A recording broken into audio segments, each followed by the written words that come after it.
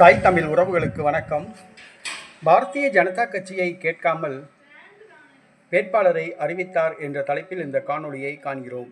பாரதிய ஜனதா கட்சியை கலந்து ஆலோசிக்காமல் வேட்பாளரை அறிவித்தார். இதனால் பாரதிய ஜனதா கட்சி அதிர்ச்சி அடைந்துள்ளது. கூட்டணி முறியும் சூழல் ஏற்பட்டுள்ளது. பீகாரில் நிதிஷ்குமார் பாஜக கூட்டணி ஆட்சி செய்து வருகிறது. நிதிஷ்குமார் முதலமைச்சராக உள்ளார்.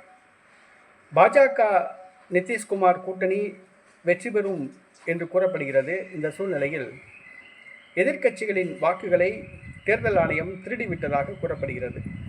அதாவது எதிர்க்கட்சிக்கு வாக்களிக்கக்கூடிய வாக்காளர்களை பட்டியலில் இருந்து தேர்தல் ஆணையம் பாஜகவுக்கு சாதகமாக வேண்டுமென்றே நீக்கிவிட்டதாக கூறப்படுகிறது. இந்த சூழ்நிலையில் நிதிஷ்குமார் பாஜக கூட்டணிக்கு எதிராக ராகுல் காந்தி பேரணி நடத்தினார். இது மக்களிடம் ஒரு தாக்கத்தை ஏற்படுத்தியது. பாஜக நிதிஷ்குமார் கூட்டணி தோல்வியடையும் சூழ்நிலையில் உள்ளதாக கூறப்படுகிறது. தற்பொழுது உள்ள கணிப்புப்படி பாஜக நிதிஷ்குமார் கூட்டணி தோல்வியடையும் என்று கூறப்படுகிறது. இந்த சூழ்நிலையில் நிதிஷ்குமார் ஒரு பொதுக்கூட்டத்தில் பாஜகவை கலந்து ஆலோசிக்காமல் ராஜ்பூர் சட்டமன்ற தொகுதிக்கான வேட்பாளரை அறிவித்துள்ளார். ராஜ்பூர் சட்டமன்ற தொகுதிக்கான வேட்பாளரை நிதிஷ்குமார் அறிவித்துள்ளார். இது பாஜகவுக்கு அதிருப்தியை ஏற்படுத்தியுள்ளது.